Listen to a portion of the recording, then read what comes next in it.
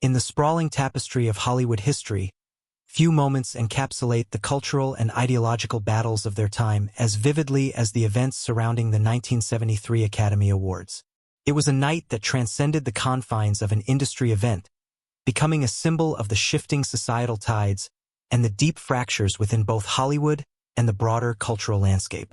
At the center of this watershed moment were two towering figures of cinema: Marlon Brando, whose refusal to accept the Oscar for The Godfather sent shockwaves through the establishment, and John Wayne, the emblem of traditional American values, whose fury over the incident underscored a generational and ideological divide. Brando's decision to decline the Oscar was not made lightly. In a decade rife with activism and upheaval, Brando's protest was a bold statement against the entertainment industry's long-standing mistreatment and stereotyping of Native Americans. To deliver his message, he chose Sacheen Littlefeather, an actress and activist of Apache descent, whose presence on the stage in traditional attire was itself a powerful act of resistance. Littlefeather's speech, though brief, was a thunderclap heard around the world. Her words were met with a cacophony of applause and boos, a stark reflection of the cultural tensions that defined the era. Backstage, however, the drama reached its boiling point.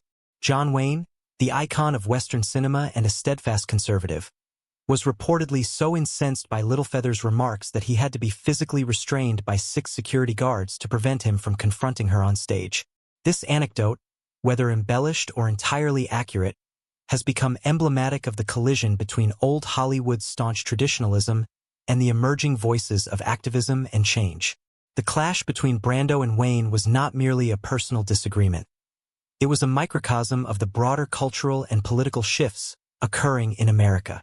Brando, a method actor who had long used his platform to champion social justice causes, represented the rising tide of activism within the entertainment industry. Wayne, on the other hand, stood as a symbol of Hollywood's golden age, an era that often glorified a simplistic and romanticized vision of American history, a vision that frequently marginalized or erased the experiences of Native Americans and other minority groups. Brando's protest was a watershed moment in Hollywood history, but it was far from an isolated incident. The 1970s were a time of profound transformation in the industry, marked by a generational shift in both the style of filmmaking and the stories being told. The Western genre, which had long been dominated by figures like John Wayne, was undergoing a metamorphosis. Films like High Plains Drifter and The Outlaw Josey Wales, starring and directed by Clint Eastwood, introduced a darker, more morally ambiguous portrayal of the American frontier. These films reflected the growing disillusionment of the post-Vietnam era, a stark departure from the clear-cut heroism that defined Wayne's career. The tension between Wayne and Eastwood was emblematic of this shift. Wayne reportedly dismissed Eastwood's approach as immoral and declined an opportunity to collaborate on a film. In an interview, Wayne criticized Eastwood's films for their lack of traditional heroism, stating, "They're not about the people who made this country great. They're about people out for revenge, not justice." Eastwood, in turn, represented a new wave of filmmakers and actors who were unafraid to challenge Hollywood's conventions and tackle the darker complexities of human nature. Wayne's resistance to change extended beyond the Western genre. Throughout his career, he found himself at odds with many of his contemporaries over their political and artistic choices.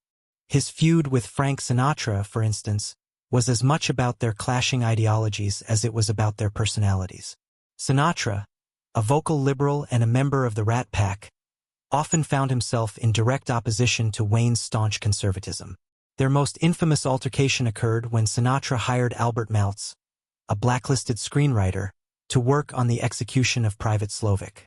Wayne, a vocal supporter of the Hollywood blacklist, confronted Sinatra, leading to a heated argument that nearly escalated into a physical fight. Even Wayne's collaborations with other Hollywood legends were marked by tension. During the filming of Rooster Cogburn, his pairing with Katharine Hepburn, a fiercely independent actress with liberal views, led to frequent clashes.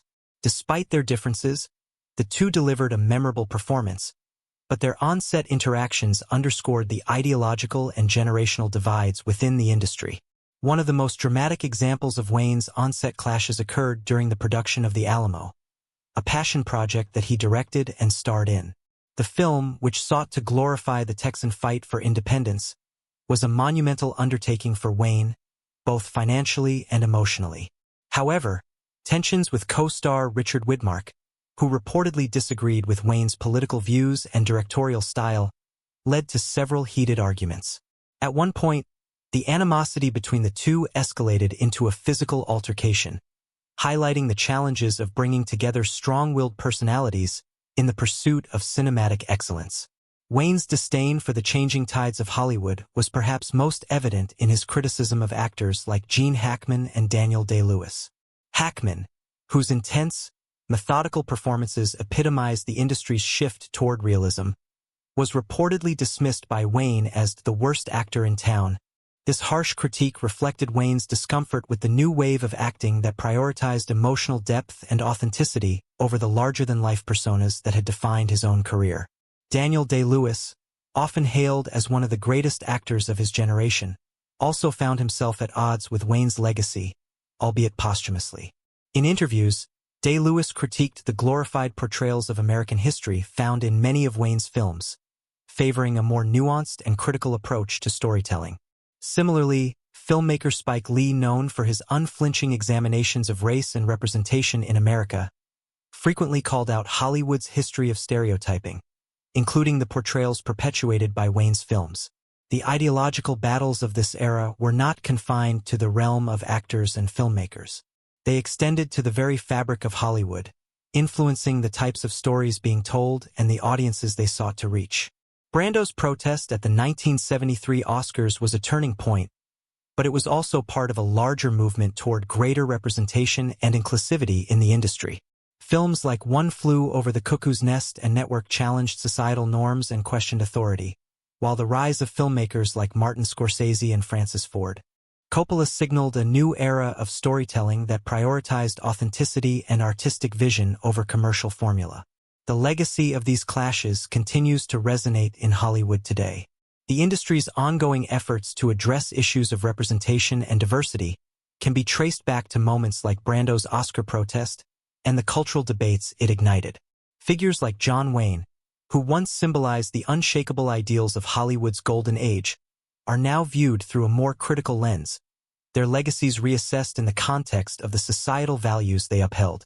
Ultimately, the stories of Brando, Little Feather, Wayne, and their contemporaries serve as a reminder of Hollywood's dual role as both a reflection of society and a catalyst for change. The tensions and conflicts that played out on its stages and screens were not merely personal dramas but manifestations of the broader cultural and ideological battles of their time. In examining these moments, we gain a deeper understanding of the forces that have shaped the entertainment industry and, by extension, the stories that define our collective imagination. The 1973 Oscars and the events surrounding it remain a defining chapter in Hollywood history. They remind us that behind the glamour and spectacle lies a world of profound complexity, where art and activism collide, and where the power of storytelling can both